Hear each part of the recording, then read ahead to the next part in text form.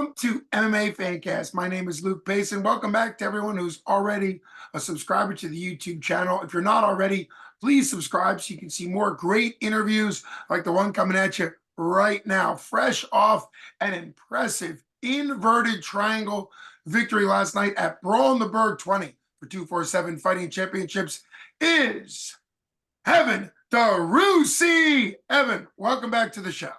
Thanks, Luke. Appreciate you. It's absolutely fantastic. It was great seeing you in action.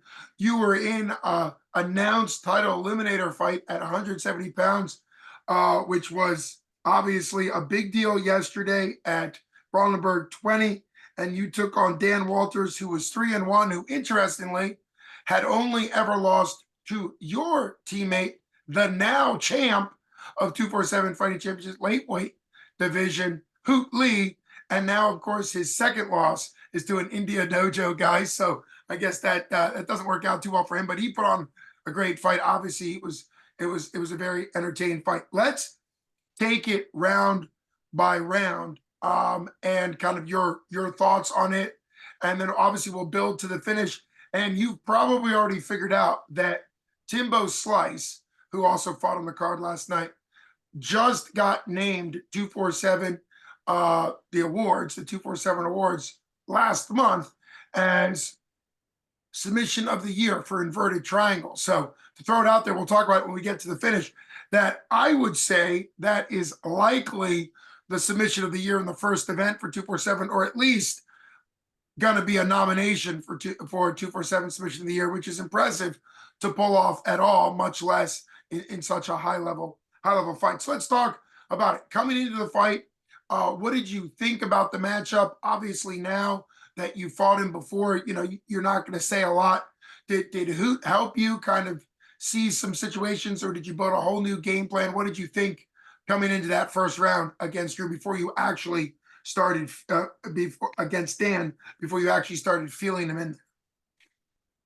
Yeah, I planned on mixing it up this fight. I was saying that, I'm pretty sure I said that in my last interview, but yeah, I wanted to show off some wrestling, you know, keep him guessing, keep him thinking, because I knew his striking was really good, and I just, like I said, I wanted to keep him on his toes there. I didn't want him really get comfortable and settle in at all.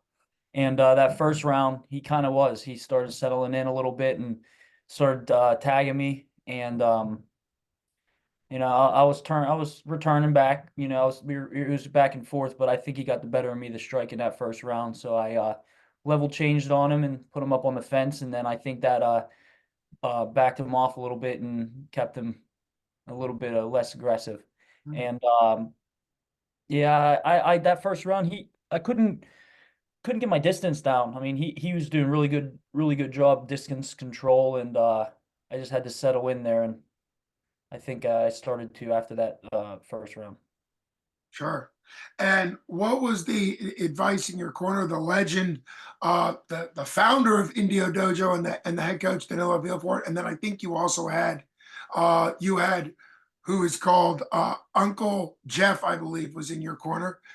So what was that duo like? What were they talking like in the corner, and how confident and how game plan changed were you coming into round two?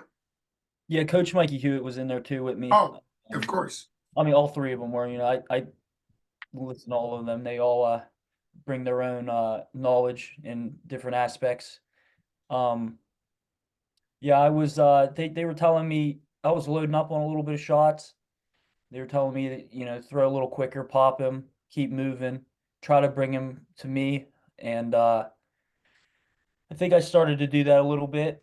But like I said, Dan's tough. He was really tough, and he was cracking me. So it was kind of a little hard. Uh, I didn't my combos and stuff. I wasn't really happy with myself, honestly, on the feet. Like, I kind of pissed me off a little bit. I was rewatching the fight, and there was a lot more I could have done, and I don't know. Maybe I was a little hesitant because he was hitting me. He was hitting me with some good shots, but I don't know. I feel like I could have put combos together better. I don't know. I just wasn't really feeling real well on the feet that fight.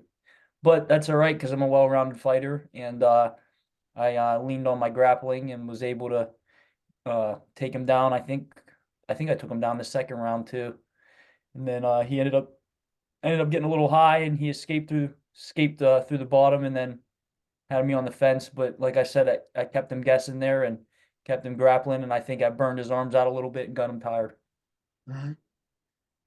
Well, I think it's good. You've always been, you're a very mentally strong, mentally tough uh fighter, not only as far as fighting goes, but also the preparation. I've had you on, I've been honored to have you on before and after every one of your amateur fights so far.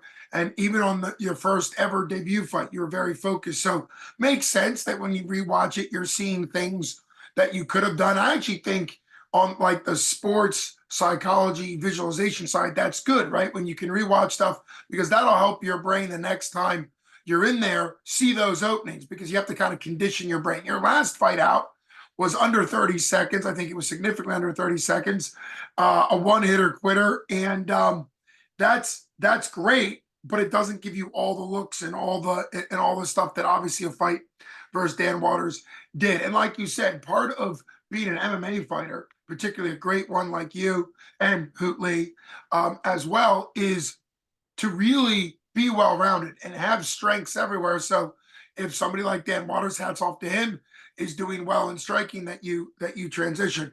What was round two, round going into round three like in the corner? Where your coach is starting to see you doing what they wanted you to do? Yeah, they wanted me to start double jabbing in and closing the distance, because like he was doing real good distance control, and that's how I was able to close the distance on him and start landing my big shots. Um, I also was throwing some really good body kicks there, and that at the end of that first round, he had a real big welt on his side, and that gave me some motivation in the corner. That's some psychological warfare going on. I always look at the guy across in the corner, see how he's doing, what he's doing, and I saw him. He started to fold a little bit. I felt it a little. I at least saw him. He was wearing it, and I think I was. That gave me the motivation, gave me that little extra push to keep going and put it on him a little more. But yeah, I did like the body kicks that I was throwing. Those were landing real good, and I think I really cracked his arm there in that third round too.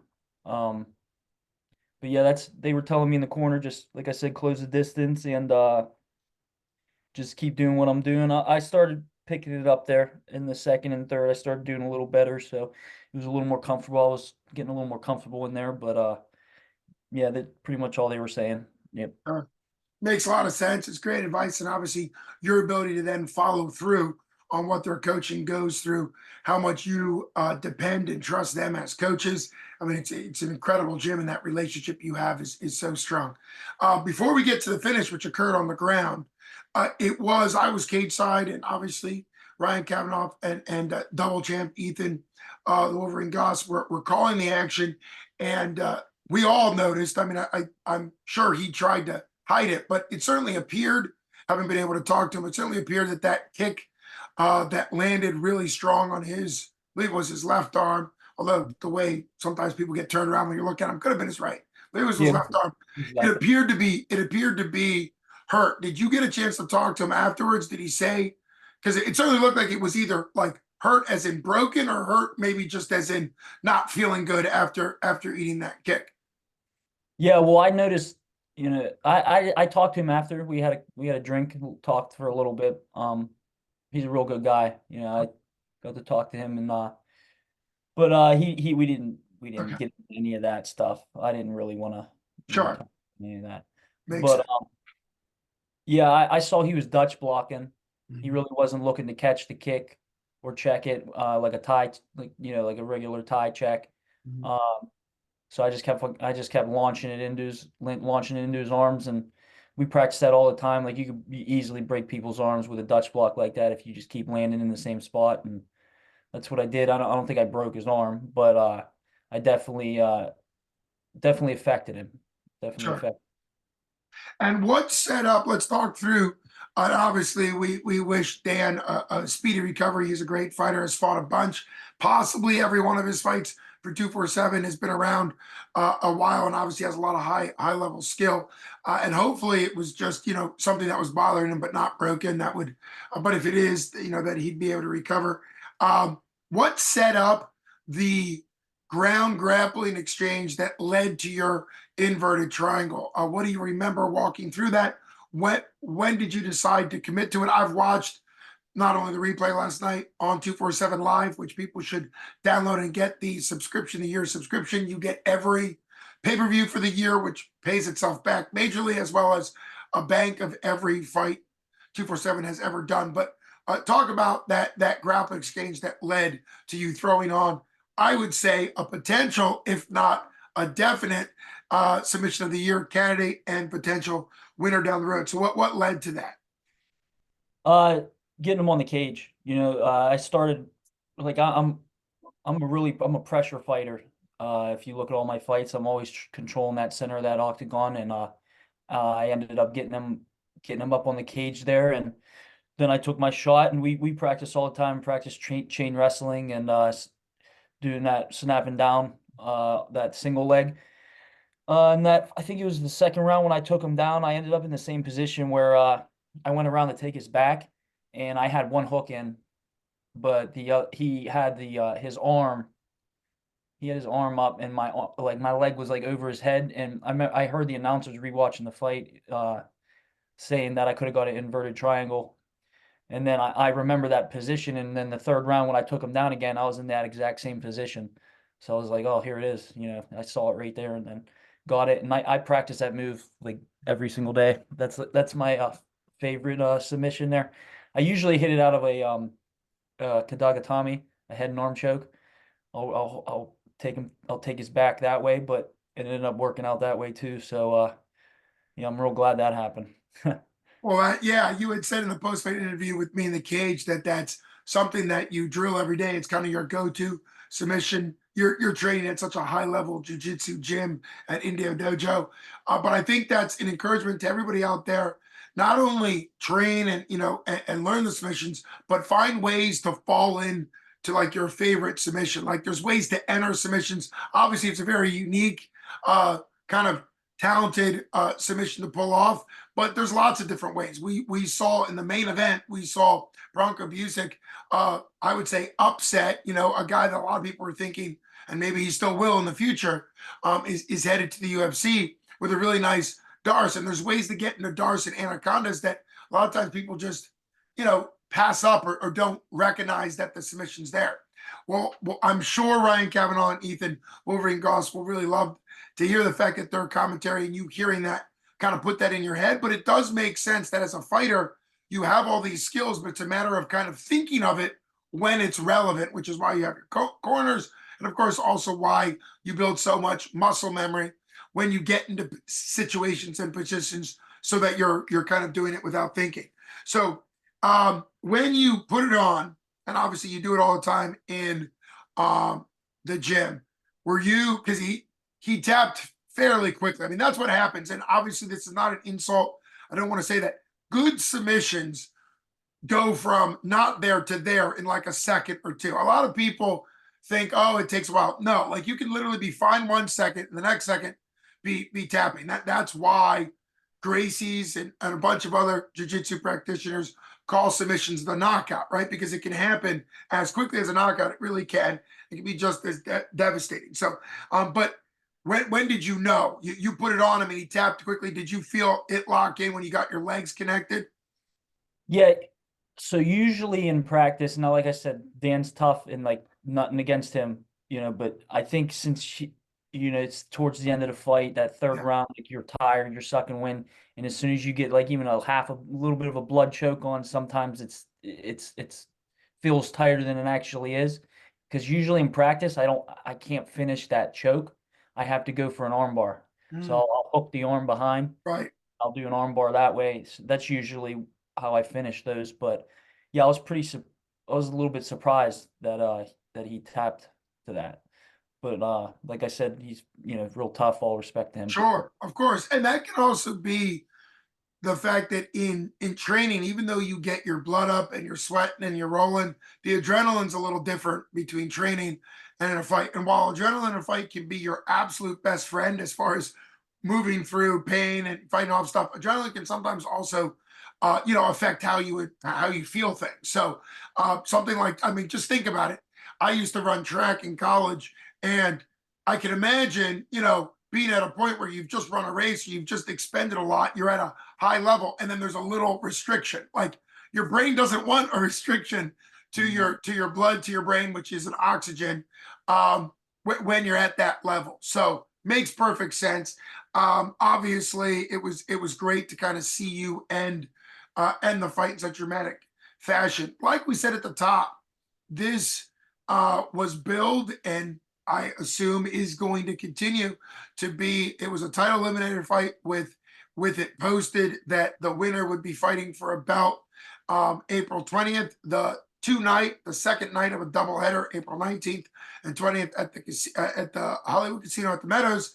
And it seems like, now obviously you're not revealing any type of matchup right now because it hasn't been announced, but 247 had said in a post like a month ago or something, maybe it was one of their podcasts, that they already have an idea of who the challenger will be or who the other person will be. Are you aware of who that will be, even though you can't talk about right now? And how excited are you April 20th to take on, if you know that person, to take on that person for the belt? Or if you don't know that person, just in general, how excited are you to be in line for that title shot April 20th? Yeah, I know the name. We talked. I don't remember seeing any of his fights, so I'm gonna have to look back on some film. Um, I wish I could say, but I can't. Nope, Uh, that's fine.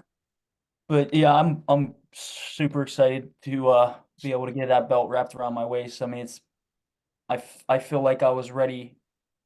I was a champ. I was good enough to be an amateur champ my first fight. Like I had that mentality. I really think I deserve that, and you know, I'm pretty glad too that I had this test against Dan Walters because that gave me a lot more confidence um, to work through, a little bit of adversity and go through and have to gut up and go through a tough fight.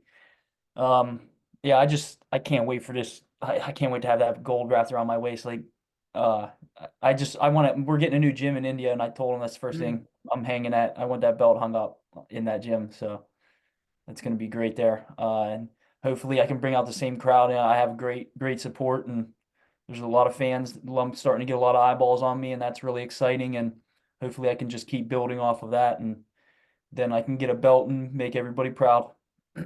Yeah, well, I'm sure everybody in your fan and support are already proud. Not only what you've done in the cage, but the type of man you are is always more important. And that's something that I know Danilo and all your coaches really stress is character and being really good guys and people that are hardworking. And we've talked about, you and Hoot and Ken Burrs, still doing washing the mats and doing the stuff around, that sometimes as people get better in fighting, they kind of feel like they're too good to do some of those tasks. And you guys definitely aren't that way. So I think that's what makes people proud. Obviously, your performance is incredibly impressive. You are really at this point, at the absolute top of the amateur ranks at 170, which is of course why 247 is at a point to give you a title shot. That's one of the things that I think they've done so well. Legendary matchmaker Jim Mooney, they've done so well is I've seen amateur belts in other promotions not mean too much. I've literally seen people fight for an amateur title at 0-2, which makes no sense. Doesn't even understand how that would even be possible. But obviously, like you, and just the competition of Dan Waters that you fought last night, and whoever they have lined up, and we'll get you back on once that's announced. That's what's kind of exciting. I think the legend Jim Mooney has said on their own podcast that as 247 grows, it's not just matchmaking for this fight. It's matchmaking like if this happens, then this fight's gonna happen. It's matchmaking 2 or 3 fights down the road, which is one of the reasons why 247 is putting on such great events. I mean, last night was a completely sold out show. They were saying on the broadcast about like you almost had to be worried about the fire marshal coming in. I mean, it was wall to wall everywhere. You train out of a location which makes anything in the Pittsburgh area kind of a home fight for you. Talk a little bit. I'm going to have your coach back on because I had him on a couple years ago just to talk about running Indio Dojo. But how far are you moving? Is it, you said it's a brand new gym. Like, talk a little bit about that gym being new. I actually did not know that you guys were growing to that point, which is congratulations. Awesome stuff. Yeah, the gym's like 5 minutes away Okay. from our old gym, so that's good. Way bigger place. The setup's gonna be way nicer. There's gonna be a weight area, weight room area. There's gonna be a turf like for sleds and stuff, and then Oh, there's gonna be a huge mat.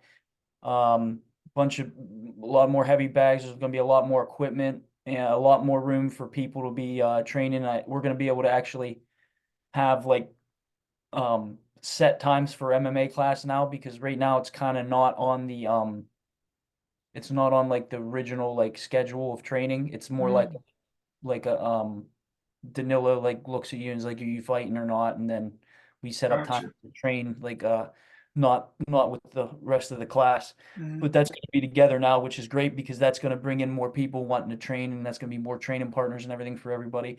So I think it's just all around a great, great thing, great move, and I'm really excited that that Danilo's going to be doing that, and hopefully we can keep putting wins together and getting the gym bigger and bigger.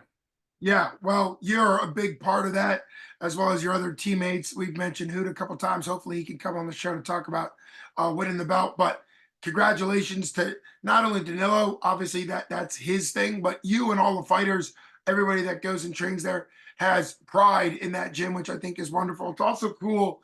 I stopped by your gym last summer, I think, and was able to talk to you, which was great. But being able to incorporate the strength and conditioning part, having an astroturf area that makes a lot of sense to continue to grow, to be able to give more of a well-rounded training facility. So just incredible stuff. Brawl in the Burgh 20. For those out there that didn't get to watch it, now's the time to either buy the replay or just go ahead and get the year subscription to 247 Live. It's an app that you download just like any streaming site, and you get every pay-per-view, like we've said, which pays for itself, and then also all the fights. Rewatch the fights. There's going to be a lot more to come. Thanks so much, Evan, for coming on the show. It's always incredible. Can't wait to see you fight for the belt for 247 Fighting Championships. That will be the welterweight amateur belt, April 20th. Yep. Yeah, thank you. And if you don't mind, can I thank a couple people? Of course, go for it. Yeah, want to thank my teammates, my coaches, everybody helping me out, pushing me, and putting time in for me. And I wanted to say something too. It's real nice to see that I'm starting to get an actual fan base. Like there's people from the gym coming up to me and they're telling me like, I really appreciate you. You putting it on the line for everybody, putting it on the line to represent Indio and everything. Like that makes me feel so great. And seeing these younger kids, there's little kids coming up and they're looking up to me and Hoot and these fighters. It warms my heart. Like I can't explain how awesome that feels. And then I also want to thank my sponsors, GRM Contracting, Vest 88 River House, and then Fredericktown Butcher Shop. Really appreciate that. That helps out a lot. Yeah, in fact, I was gonna ask about Fredericktown. I only live maybe 8 to 10 minutes from their actual place along the Monongahela River. It's a beautiful location, Fredericktown. What connected them to you? Because you're not necessarily a Greene County boy, are you? No, that's right in Fredericktown. It's right in my town. But I Oh, it's not. I'm so sorry. I'm thinking Greene County, Fredericktown Butcher Shop. Funny that there's repeat names. yeah. Very cool though. Very cool. Yeah, I went to school with the owner's daughter. Uh, real good family. I known them for a long time. They're great people. And I just went down there and asked them, and they didn't even hesitate. They said, yeah, for sure. They'll absolutely help me out. And I like I said, I can't thank them enough for Oh that. yeah. And I'm gonna go down there. They just put an ice cream shop in. I'm gonna go down there and enjoy a little bit of ice cream and maybe some coffee or something. Oh, that's fantastic. And hats off to all of your sponsors. We've talked before on this show. That's what's cool about having you on before all your fights. You started out, now you're building up the fans and the sponsors, but that goes a long way to making a difference in what you can do in the cage by being able to be sponsored and having that. What's cool, you mentioned getting to the point where you have fans and you've got the kids from the gym and kids looking up to you. What's interesting is back when Kama the Death Star Worthy was fighting for 247, it was their first ever pro champ. In his post fight in his post-fight interviews, he would always thank his little ninjas, is what he called them, because he runs the MMA Academy Pittsburgh, and it makes sense now to like what you're saying, right? That as you're doing this, having kids and people that are excited, kids that are fans that bring their parents, you see that a lot MMA fights because they're looking up to you and they see you. And obviously, Kama had an incredible, legendary career. It kind of shows the power of that. It's probably only a matter of time before your post-fight interviews, you're saying the same thing about the kids too, because it starts to develop this family, this support around you, which is just really fantastic. And to your credit, you can really hear, Indio Dojo has a big crowd pop. Some of the other gyms have a big crowd pop, which means when you get announced, the crowd goes nuts. And last night, there must have been 5 gyms that had a huge representation there last night, which is why it was such a sellout. And that's cool. Like pretty much every fight, the crowd was excited about before the fight ever happened, which makes a huge difference. So enjoy that ice cream at the Fredericktown Butcher Shop. That's kind of cool that they're going into the ice cream and coffee side of things. A big thanks to you for coming on the show like you've always been. I can't wait to continue to follow you and everybody from Indio Dojo's career going forward. Thanks so much for coming on. Absolute fantastic. Evan Dreucci with a potential submission of the year, inverted triangle at Brawl in the Burgh 20. Thanks so much for coming on. Thanks so much, Luke. You have a great day. Always. Thank you.